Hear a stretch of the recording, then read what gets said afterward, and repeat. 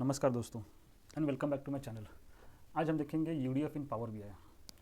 Microsoft ने recently launch किया UDF function in power BI. So सबसे पहले हम जानेंगे what is UDF in power BI. UDF का जो फुल फॉर्म होता है user defined functions, and UDF allows you to create usable DAX logic that can be used across multiple measures.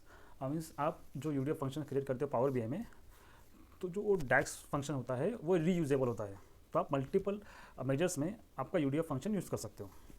सो हमने यहाँ पे देखा एक डैक, एंड हम देखेंगे कि उसका बेनिफिट्स क्या होता है यूडीएफ का। तो सबसे पहले बेनिफिट होता है जो रीयूजेबल डेक्स लॉजिक हो गया, एंड सेकेंड है clean and maintainable code.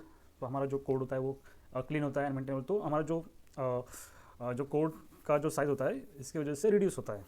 Okay, and then reduce duplications. तो हमें multiple times same DAX formulas copy paste करने की ज़रूरत नहीं पड़ती है सेम लॉजिक के लिए। Okay, then improve performance. इससे परफॉर्मेंस भी इम्प्रूव होता है बिकॉज हमने ऑलरेडी एक डेक्स फंक्शन क्रिएट करके रखा हुआ है और उसी को हम मल्टीपल टाइम अगर यूज़ करते हैं तो उसका जो परफॉर्मेंस होता है हमारे टोटल डैशबोर्ड का, उसका परफॉर्मेंस भी इम्प्रूव होता है। प्लस ईजी टू स्केल, और हम इसे ईजिली यूज़ कर सकते हैं। तो मैं आपको दिखाऊंगा कि उसको ईजी कैसे यूज़ कर सकते हैं ईजिली इन पावर बीआई। ओके, तो सबसे पहले यहाँ पर मैं पावर बीआई ओपन करूँगा। और हाँ गाइज, यहाँ पर सबसे पहले ये जानना भी बहुत ज़रूरी है कि हमें पावर बीआई में यूडीएफ का फंक्शन इनेबल कैसे करना है। ओके, सो मैं आपको बताता हूँ। इनेबल करने के लिए सबसे पहले आपको पावर बीआई का डेस्कटॉप फाइल ओपन करना है। देन आप जाएंगे फाइल में, ऑप्शंस एंड सेटिंग्स। हम ऑप्शंस पे क्लिक करेंगे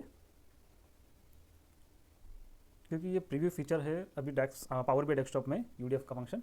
तो ये जो बाय डिफ़ॉल्ट है वो हमारे पावर बीआई डेस्कटॉप फाइल में नहीं है, तो हमें उसे इनेबल करना होता है। तो अब मैं आपको शो करता हूँ कि इसको कैसे इनेबल करना है। तो आप ऑप्शंस का ये जैसे ओपन होगा, आपको क्लिक करना है प्रीव्यू फीचर्स पर, एंड देन स्क्रॉल डाउन करना है। यहाँ पे आप देख सकते हो डैक्स यूजर डिफाइंड फंक्शंस। तो यहाँ पे आपको चेक बॉक्स पे क्लिक करना है। ओके, तो चेक बॉक्स पे क्लिक करना है, ओके करना है। ओके करने के बाद आपको आपका जो पावर बाय डेस्कटॉप फाइल होता है वो एक बार आपको रीओपन करना होगा। ये फाइल क्लोज करके फिर से आपको ओपन करना होगा, तभी आपको वो जो फंक्शन है वो इनेबल होगा। ओके, तो चलिए हम हमारा जो स्टार्टिंग है, अब डैक्स यूडीएफ फंक्शन क्रिएट करते हैं। तो सबसे पहले आपका जो डैक्स क्वेरी व्यू है उस पर क्लिक करेंगे, एंड मैं आपको एक ऑलरेडी मैंने बनाया हुआ है केपीआई स्टेटस के लिए, तो मैं यहाँ से कॉपी करके यहाँ पे पेस्ट कर देता हूँ। जैसे मैंने पेस्ट किया तो ये जो फंक्शन है हम क्रिएट कर रहे हैं केपीआई स्टेटस के लिए। ओके, तो हमारा जो टारगेट होता है, अगर टारगेट हमारे वैल्यू से ग्रेटर देन होगा तो वो ग्रीन आइकन में दिखाएगा, ग्रीन सिंबल, और अगर वो टारगेट हमारे जो वैल्यू है उससे लेस देन होगा तो वो रेड में शो करेगा। ओके, और इसे दिस डैक्स फंक्शन इस यूडीएफ फंक्शन को ऐड करने के लिए यहाँ पे हमें क्लिक करना होगा अपडेट मॉडल। तो आपको ये मैसेज होगा आर यू श्योर, सो हम अपडेट मॉडल पे क्लिक करेंगे। जैसे ही आप क्लिक करोगे तो राइट हैंड साइड में यहाँ पे आप देख सकते हो फंक्शंस में, तो आपको यहाँ पे आपका जो फंक्शन अपना यूडीएफ फंक्शन क्रिएट किया हुआ है उसका नाम आप पे दिखेगा। ओके, तब हम देखेंगे कि इसको हम यूज़ कैसे कर सकते हैं हमारे मेजर्स में। सो सबसे पहले आपको दिखाता हूँ मैं कि हम कैसे कर सकते हो। तो हमने टोटल सेल्स का एक डैक्स फंक्शन मेजर पहले ही बनाया हुआ है, मेजर्स टोटल सेल्स का। Okay, and then total cost का बनाया हुआ है। तो आप जैसे कि देख सकते हो कि टोटल सेल्स के लिए हमने quantity multiply by unit price का ये बनाया हुआ है डैक्स मेजर, एंड टोटल कॉस्ट के लिए शिपिंग कॉस्ट हमने ऐड किया हुआ है। तो अब मैं आपको दिखाता हूँ कि हम कैसे मेजर क्रिएट कर सकते हैं। सबसे पहले मैं क्लिक करूँगा न्यू मेजर पे, मेजर नेम दूंगा मैं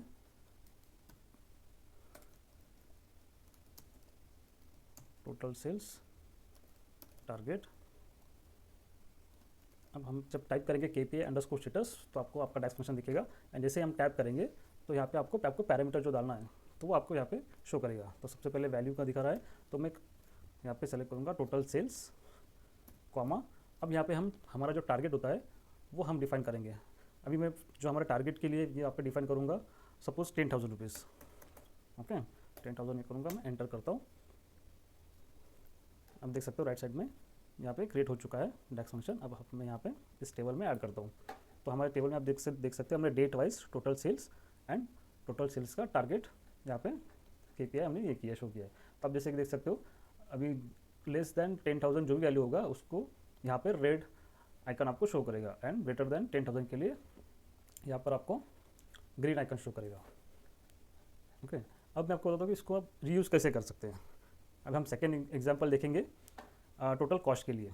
तो मैं आपको यहाँ पे एक नया मेजर बना के दिखाता हूँ। हम मेजर्स पे 3 डॉट्स पे क्लिक करेंगे, न्यू मेजर पे क्लिक करेंगे, देन टोटल कॉस्ट KPI यहाँ पे हम दे देते हैं नाम, एंड सेम हम नेक्स्ट फंक्शन में KPI अंडरस्कोर स्टेटस। अब यहाँ पे हम वैल्यू में टोटल कॉस्ट सेलेक्ट करेंगे एंड टारगेट में हम यहाँ पे सेलेक्ट करते हैं 20। Okay, then close, enter. यहाँ पर अभी मैं यहाँ पर टोटल कॉस्ट का सबसे पहले ऐड करता हूँ measure and then total cost KPI। तो आप जैसे कि देख सकते हो कि जो भी हमारा लेस देन 20 है वो रेड में शो कर रहा है, एंड ग्रेटर देन 20 जो कॉस्ट है वो हमें ग्रीन में शो कर रहा है। तो इस तरह से हम सेम KPI स्टेटस का जो डैक्स फंक्शन है हम मल्टीपल मेजर्स में क्रिएट कर सकते हैं, ऐड कर सकते हैं। और ये सेम आप अभी हमने तो ये टेबल में शो किया है, आप ग्राफ्स में भी यूज़ कर सकते हो। ओके, एंड अगर आपको कैलेंडर टेबल क्रिएट करना है तो आप सिर्फ इसी तरीके से कैलेंडर टेबल भी क्रिएट कर सकते हो डिफाइन फंक्शन करके। तो आई होप आप समझ गए होंगे कि यहाँ पे फंक्शन कैसे क्रिएट करना है। फंक्शन करने के लिए सबसे पहले आपको डिफाइन यहाँ पे मेंशन करना है, देन फंक्शन का नेम क्या होगा इज इक्वल टू, और यहाँ पे पैरामीटर क्या होगा, value, target, then greater than equal to, हम यहाँ पे जो रिजल्ट होगा रिजल्ट को वेरिएबल में देंगे, where result is equal to if val greater than target. अगर हमारा जो वैल्यू है वो ग्रेटर देन टारगेट है तो वो ग्रीन में शो करे, अगर नहीं है तो वो रेड में शो करेगा, एंड रिटर्न में रिजल्ट देगा। ओके, सो आई होप आप ये डैक्स फंक्शन समझ गए होंगे कि यूडीएफ फंक्शन हमें कैसे यूज़ करना है। अगर आपको यहाँ पे कोई भी डाउट हो तो आप हमारे कमेंट सेक्शन में आप टाइप कर सकते हो, तो मैं आपका ज़रूर हेल्प करूँगा डैक्स फंक्शन यूडीएफ फंक्शन के लिए। ओके, और आपको अगर ये वीडियो अच्छा लगा है तो आप कृपया करके लाइक कीजिए एंड चैनल को सब्सक्राइब भी कीजिए, क्योंकि अगर आप चैनल को सब्सक्राइब करते हैं तो आपको जो भी हमारे नेक्स्ट वीडियो होगी तो उसका आपको नोटिफिकेशंस भी आपको शो करेगा। Okay, thank you.